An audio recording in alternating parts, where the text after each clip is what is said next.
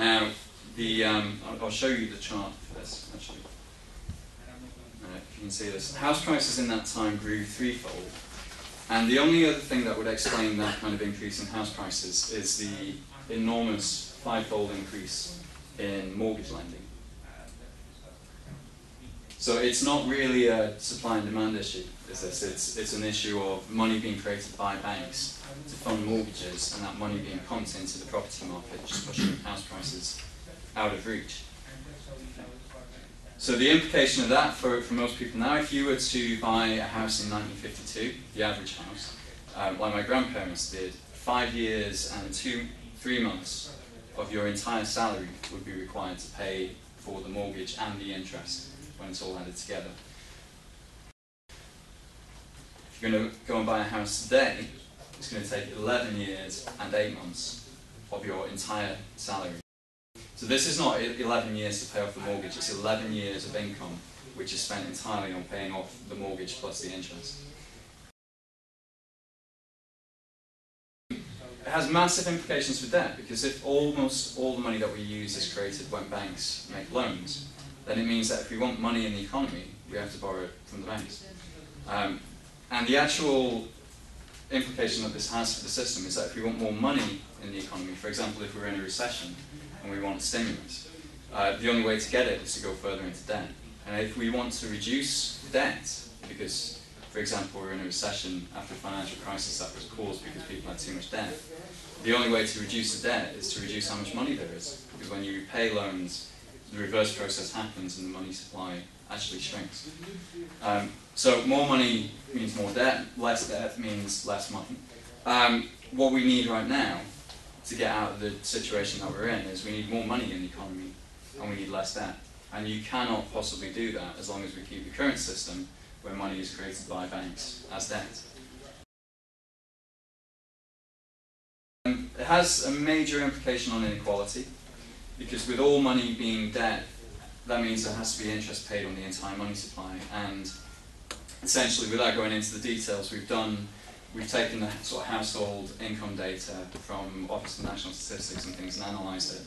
Basically, the interest that most households pay on their mortgages is greater than what they receive on their savings over the household's lifetime.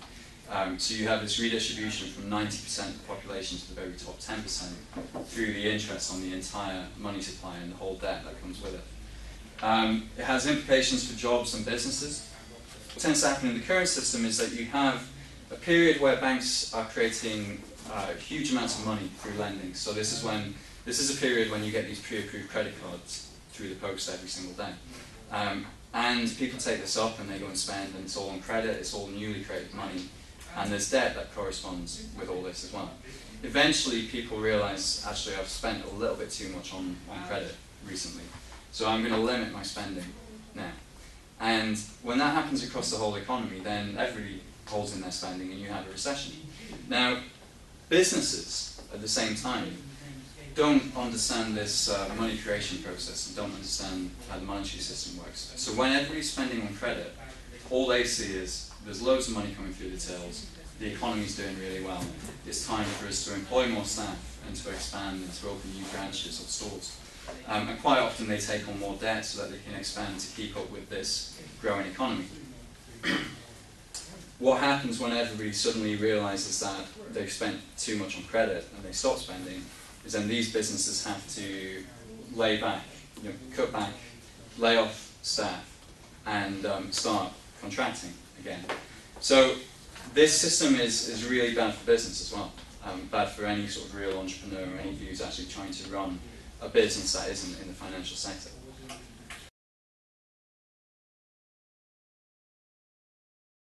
It's also quite bad for the environment as well, because you have all this excessive consumption in the boom time when everybody is spending newly created money. You also have, with money being created by banks for the things that banks want to invest in, and with us as customers having no control over what they invest in, it means you tend to get investment going to, again, the short-term profit, the oil, arms manufacturing, this sort of quite socially harmful stuff, rather than the long-term investments that we really need. So what positive money advocates is that we take this power to create money away from the banks and we move it back to the state. And we're not suggesting that you should let politicians have the power to create money, because they have the same incentives to abuse that power as any senior banker does. What we would like to see is that power to create money taken to an independent, transparent body that is accountable to the Treasury Select Committee, like a cross-party group of MPs who can hold them to account, but doesn't have the same conflict of interest that politicians and banks have when they're controlling the money supply. Now this often gets dismissed as being a radical idea. It's not actually such a new idea. It was tried in the past on a small island in the 1840s. The island was called the United Kingdom, and it was implemented by a Conservative Prime Minister. And the reason for this is what happened in the 1840s is that people would used to put coins into a bank for safekeeping. And what they get in return was a piece of paper which would say, you've deposited £5, and you can hand that piece of paper in to get your money back. Now, instead of then carrying the coins around and going to the bank, taking the coins out, spending them down the shops, and the shopkeeper then having to go straight back to the bank to put them back in to keep them safe, what would happen is people would just hand a piece of paper to the shopkeeper, and then he'd hand it to his staff, and then they'd use the pieces of paper that were printed by the banks as money. Eventually, they realised that they could increase the numbers of these pieces of paper that were out there, essentially printing money. And as soon as they realised they had the power to create money, then they created too much. And that caused instability in the economy, it caused prices to go up, and it also caused instability in the financial sector and banking failures. So in 1844, the government said, well, we can't trust banks with this power to create money. We've got to take this power away from them. So they passed a law, the 1844 Bank Charter Act, which said that from this point on, banks will not be allowed to print their own notes. So ever since then, it's been illegal for you or I or any individual bank to print their own paper money. And most people would completely understand that. They'd never question the idea that you could actually print your own money at home because you get the police. Yet that law has never been updated since then to take account of all the electronic money that now makes up 97% of all the money that exists.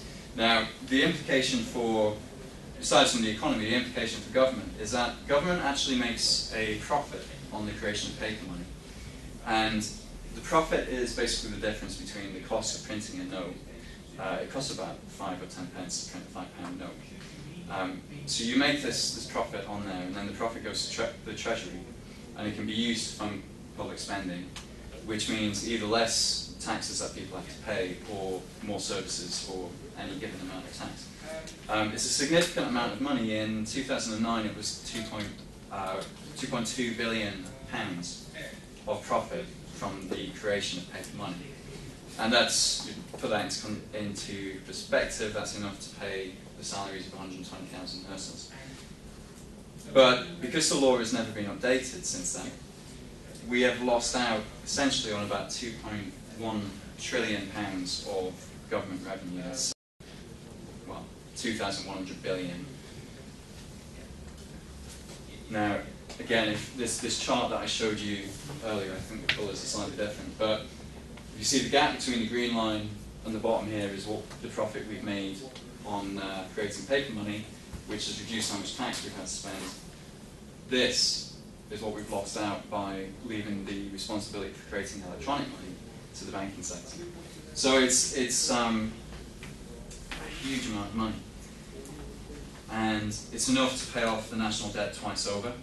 It's enough for a 3-year-long tax holiday on all taxes, everything just cancelled. Or it's enough to pay for the NHS for about 20 years. So all we're saying really is that the law that we passed in 1844, that was passed by a Conservative government to stop banks from printing paper money, now needs to be updated to apply to electronic money, because we've seen what happens if you allow banks to have the power to create money. And we've seen that in the fallout of the crisis over the last few years. So, thank you very much.